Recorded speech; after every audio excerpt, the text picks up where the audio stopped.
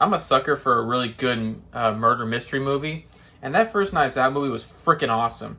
Now I'll say this right now: Rian Johnson's a good director. I hate his politics, especially because he hates people like me who are on the right side of politics and whatever. But that first movie was phenomenal. It was fantastic. It was great. It was, oh man, so good. Not a big fan of this sequel. And let's just say this. I'm gonna say this. Sorry, a little phlegm again. Ugh. This is what happens when a company like Netflix comes around and says, "Hey, we'll greenlight 2 sequels and give you all lots of money."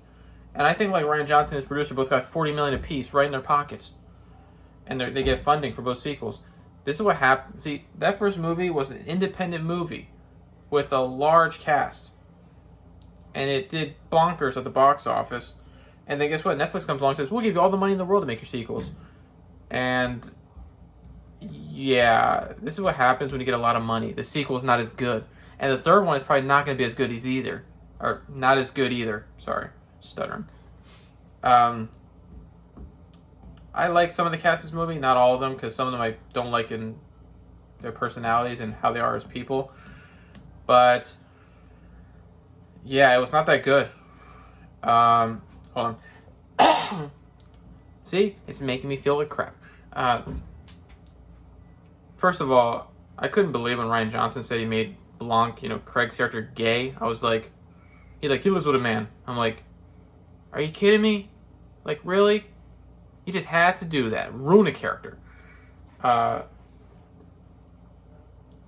out of all the cast, I like Kate Hudson. I like Dave Bautista, even though I hate his politics. Ed Norton was interesting. I hate him too. Who else was in it? Lots of people. See, I can't remember. Not a big fan of Janelle Monáe's character. Kind of, But, also excited I don't like her either. Yeah, most of this cast is full of people I don't like. But Daniel Craig's always awesome. Yeah, but just just how it came together and everything was kind of dumb. The whole mystery alone was just, it wasn't even like someone got murdered, okay. And then it's like Monet's character, committed suicide, but then her and Craig were just, their characters came together and plotted this whole thing because Norton's character basically kind of stole idea from her. And she should be rich, but he's rich and she's not. And he basically just he's one of those guys who hey, I'll do this for you, and then blah, blah, blah, and pays them off to go to court and say, nope, he never said that to me, or whatever. And, the Glass Onion looked really cool. I hate the fact that, of course, they set this during COVID. I don't know why you guys set a movie during a certain time. It's really? It's they're all wearing masks, and it's it's so stupid. And I'm not going to get into the whole mask thing, COVID stuff, because we, the people of Florida, moved on already. But it was, I feel like I'm just rambling on because I'm just trying to see, what did I like about this? I like to look at the island they were on in the Glass Onion, like I said, that it just, everything aside that house. Because Norton's character says it's not really a house, it's blah, blah, blah.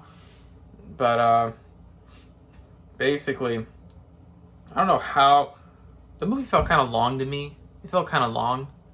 And I felt like sometimes it was just, rambling on and on. Yeah, I just didn't really like it at all. I didn't. The fact that it has a 93% audience score is shocking to me. It's really? But yeah, just the whole, I forgot how many minutes it was where it was showing Monet and Craig's character basically plotting how they were going to get back in Norton's character, before they got to the island, what they're going to do. And I don't know how long it was, but I was like, this is boring. And of course, apparently Hugh Grant was playing Craig's lover. Yeah, you didn't see anything with them. You just saw him open the door, and that's how you know, that's the guy he was telling to answer the door. So many cameos in this movie. There were so many cameos, Stephen Sondheim, rest in peace, before he died. He was, in this video call with Craig's character. It was, him and, I think Oprah. I hate her. The lady in Russian Doll, who was in the American Pie movies. And Kareem Abdul-Jabbar. Not a fan of his either. Legendary basketball player, though. I'll give him that. But there were so many cameos in this dang movie. It was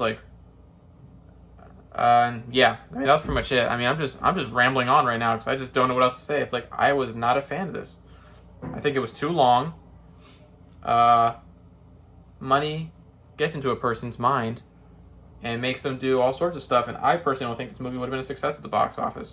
But then again, I could be wrong. But anyway, I'm going to end it here because I'm just going on and on and on about how much I hate it. And there's nothing really that great to say about it. So I'm done. See you later.